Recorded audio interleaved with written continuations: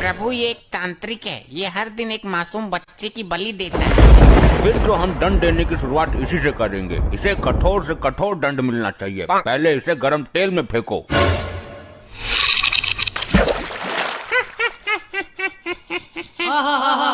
ये हंस क्यों रहा है? तेल ठंडा है क्या?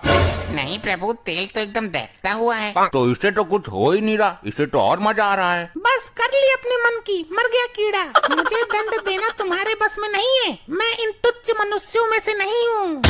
अभी तक ऐसा कोई प्राणी उत्पन्न नहीं हुआ दाढ़ी मजार जिसे हम दंड न दे सकें। इसकी आंखों में गर्म सरिया डाल दो।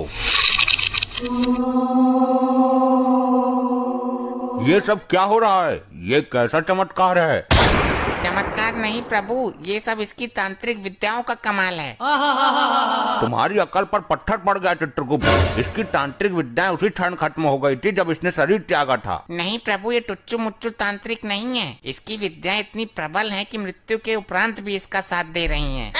क्या मतलब? यदि ऐसा है तो इसको दंड देना बड़ा कठिन हो जाएगा। मेरा कुछ नहीं कर सकते। मेरा शरीर अभी भी पृथ्वी पर सुरक्षित है। अगर ये यमलोक का द्वार किसी तरह खुल जाए तो मैं पुनः जीवित हो सकता हूँ। प्रभु, यमद्वार किसी भी हालत में ना खुले, वरना ये मुसीबत खड़ी कर देगा।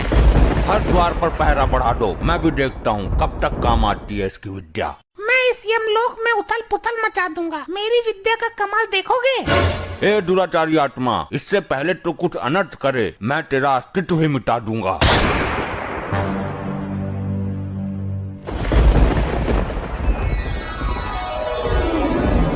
अबे कौन है यो? मिला कहाँ से ये? प्रभु, इस पर काबू पाने के लिए इसकी विद्याओं को नष्ट करना होगा। ये क्या तांत्रिक विद्या हाथ में लेकर घूम रहा है कि छीनी और नष्ट कर दी? तो कुछ तो करो प्रभु, काबू में तो करो इसे। काबू में तो कर ही लूंगा मैं, आखिर यम है हम। ले हो गया काबू में। वाह प्रभु वाह, बहुत उछल रहा था। उल्टा लटका दो इसे भट्टी के ऊपर। ये क्या किया इसने? ये क्या किया नहीं, अब ये क्या कर रहा है वो देखो। हे, यमलोक की संपत्ति का नुकसान क्यों कर रहे हो? जिन विद्याओं का प्रयोग मैं पृथ्वी पर नहीं कर सकता, उन बची हुई विद्याओं का प्रयोग करने का कीड़ा मुझे सर में जोर मार रहा है।